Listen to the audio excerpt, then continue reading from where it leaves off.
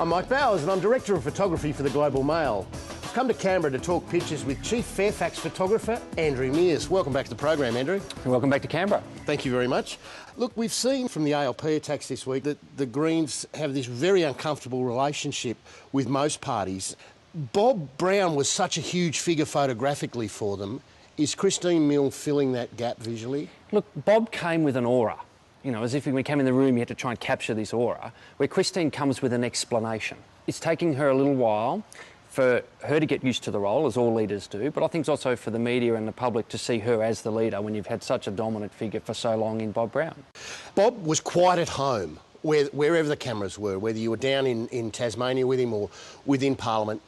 He was camera aware, I think. Is Christine comfortable with it? Yeah, I think so. I mean, she's been a politician for a very long time. It's just that she's using a wider arsenal than just, visual media. And I think those things take time. You've got to put yourself into risky situations and survive them in order to build a visual identity.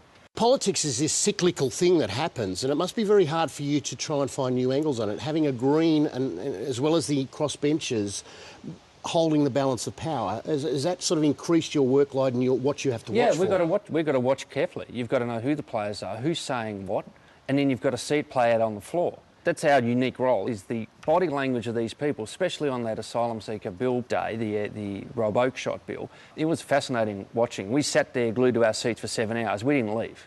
We can't do revision analysis. We have to be there. We're in the fortuitous position of having a long, hard fight in this place to get better photographic access, and we have that in the reps. Not so in the Senate. We're prohibited from photographing anything like that in the Senate.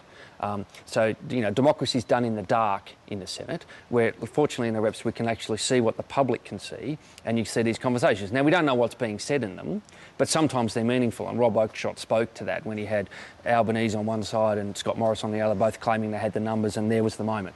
We've got no right to being there other than the indulgence of the presiding officers, who see the role of Parliament as more important than informing the Australian people. It's not the view we share. We think we're there to keep the public informed, but the presiding officers want to maintain the dignity of the House, and sometimes they feel showing actually what goes on contravenes those guidelines. Andrew, it feels like we've been in an election campaign virtually since the start of this Parliament. It's almost a stunt a day with the Leader of the Opposition, who seems to be almost continually in a high visibility vest and a hard hat. Is this playing to some sort of visual that's shown up in polling? I have no evidence of how these things are linked, other than there's a formula.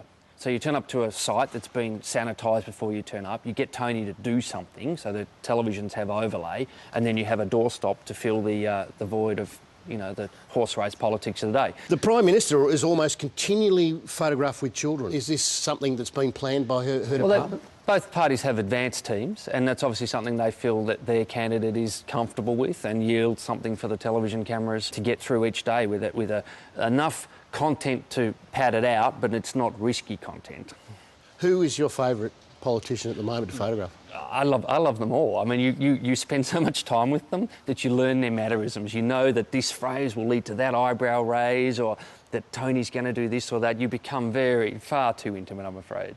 With the stakes being so high in this Parliament, is this an enjoyable Parliament professionally to photograph? Have you got a lot out of this? Because it seems to me like you're enjoying yourself. No, I love it. It's tangible, it's real, it's not process-driven, it's, things are unfolding each and every day. This place is fascinating. Look, I'm sure that there's going to be a whole lot more of these very dramatic pictures unfolding as the year progresses. It's been a great pleasure talking to you. Thanks very much for taking the time. Thanks, Mike, and back to you, Barry.